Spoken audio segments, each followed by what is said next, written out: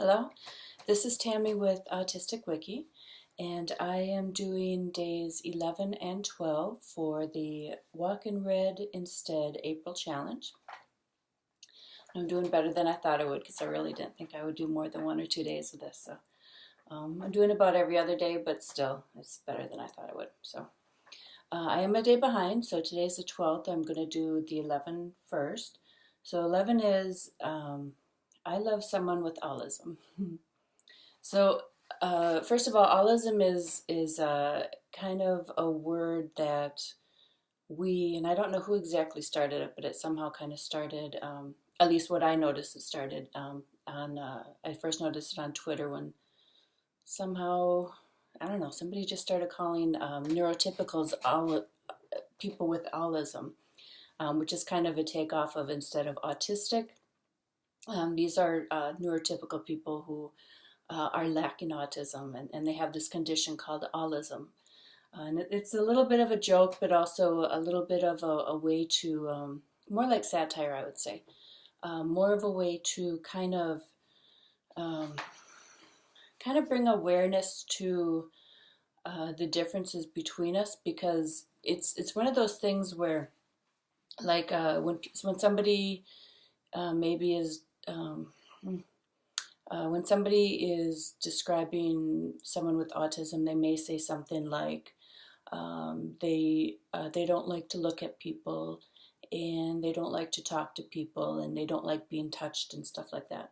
Whereas if we are then taking that same idea and using more or less a negative perspective when explaining something, then we would describe allistic people as people who are obsessed with touching others for no apparent reason.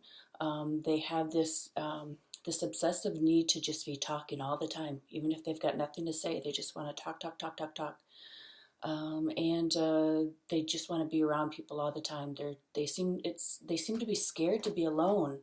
I'm not sure what causes that, but they're just terrified of being alone even for a moment. They need to be around people all the time. So it's kind of it's one of those things where when you look at the same situation from another perspective, you kind of realize that some of those things that you were saying about autistic people maybe weren't entirely fair. It's one of those things where it may be technically true, but it's not really accurate or fair or the full story. So if we do the same thing with explaining all neurotypical people as allism, as if this was a real condition, then it kind of helps to open people's eyes about things. So if you go on Twitter or Facebook, there is a page called Tone It Down Taupe. And Tone It Down Taupe, they do a lot of discussions about Allism. And Tone It Down Taupe was another one similar to Walk in Red. Tone It Down Taupe was another counter movement that sprang up during an April a couple of years ago, a counter movement to the Light It Up Blue movement. So that was another one. Instead of lighting it up blue, just tone it down taupe. So that's kind of how that got started. But they do a lot of discussions about Allism, and it's if you get the joke, it's funny. Some not everybody gets it, and some people get angry. But I mean, that's life. You can't make everybody happy. So there's always going to be somebody who's upset about something. But I find it really entertaining. It's not. We don't do it in a mean way. It is like very much like satire. It's you take the same things that people say about us and then flip it around, and you kind of realize, like, why are can't you look at it from a more holistic view instead of just assuming everything that they do is like is pathological or something's wrong with it. And that's very much how a lot of people look to us when they're describing our actions. They they have a tendency to ascribe a negative intent or a negative thing to it. One thing that I kind of pointed out when I was being obsessed, when I was being assessed, was like the doctor would ask me, do you do inappropriate speech or something like that, like asking about echolalia without, actually saying the words. And I'm like, well, what do you mean by inappropriate? And he would say, like, like with echolalia, like let's say you just are randomly repeating words, randomly repeating words later for no apparent reason. That's called inappropriate. And I'm like, well, it's not inappropriate. It's like, yeah, I do that. I do echolalia, but it's not inappropriate. I mean, I think inappropriate is very much a judgment, putting a judgment on something. And it's not about being inappropriate. It's just about, it's appropriate to me. There's a reason why I'm doing it. It's not just something that's happening without my control or anything. I might be doing it just because I find it entertaining and it reminds me of something funny, or there's something about the words that has like a flow or a rhythm, and it's almost like when you get music stuck in your head, like I get sometimes lines and scripts from movies or commercials or whatnot stuck in my head. Honey. So this is a cat. The cat's walking in front. So as an example, that was something about viewing something that we do and ascribing a negative-ish perspective to it, when in fact that's not fair to think of it that way. So I guess I really didn't explain I love someone with autism at all, but I did explain autism. But,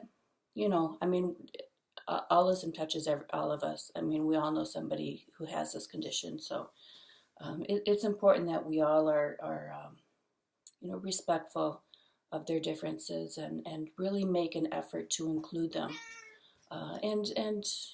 Be... I know that they seem really needy, but it's important that we reach out and try to include them and make them feel comfortable and welcome. So I do my part to do all that. Day number 12, for day number 12, is your favorite part of being autistic. My favorite part, honey. My favorite part of being autistic.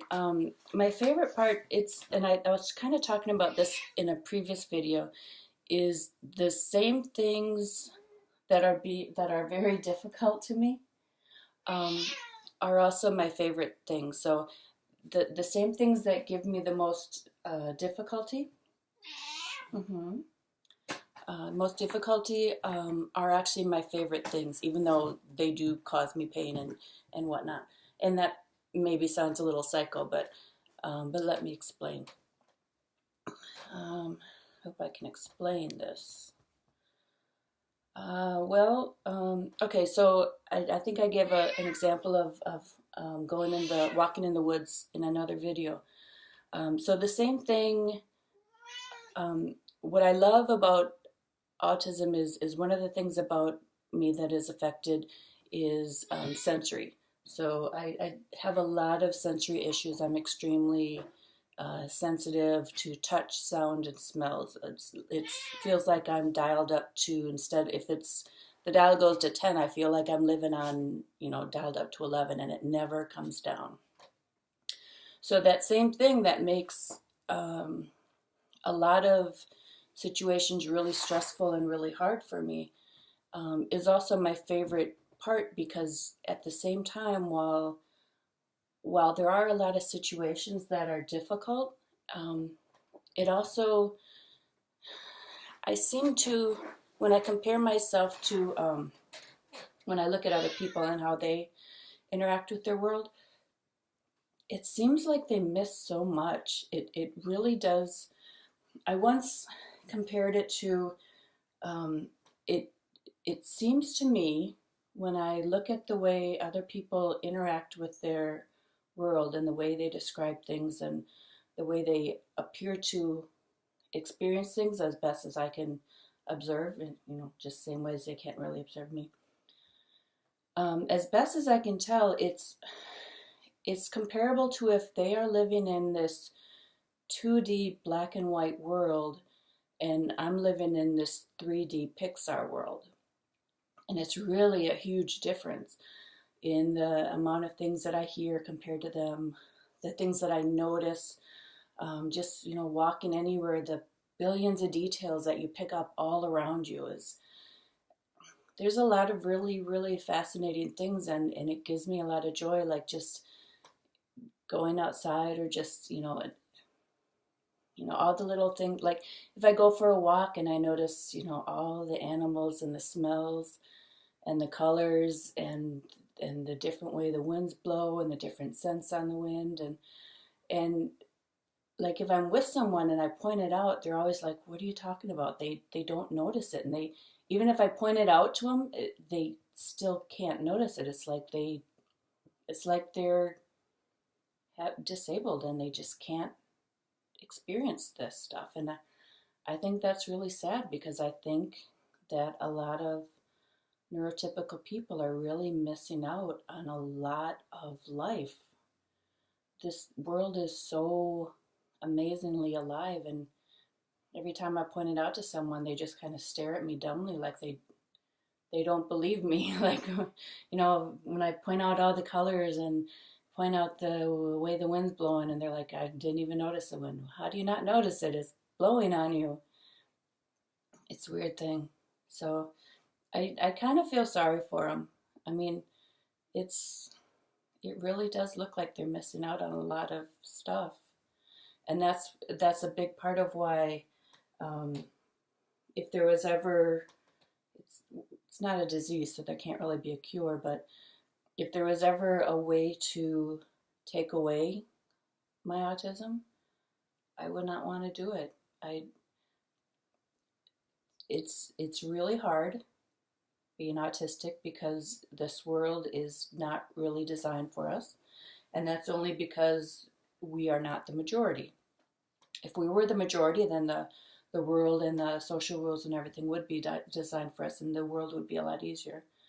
But right now, I live in a world where my neurology is the minority, and that does make it really, really hard, because just the way things are set up, the social rules, and the way that there's so much perfumes, and everything sounds, and so crowded and all this stuff.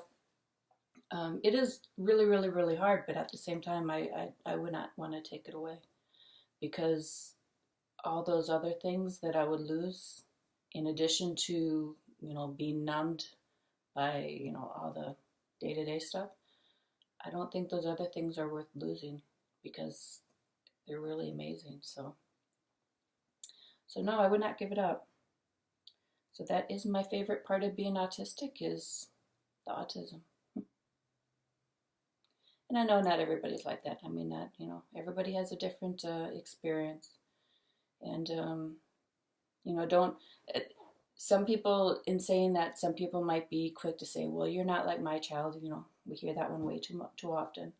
It's not that I'm not like your child, and, keep in mind, I know I've said this before, what you look like when you're 5 is not what you look like when you're 50. My life is 1,000 times easier now than it was when I was a little kid, and it's still hard. It's still what I would call really, really, really hard.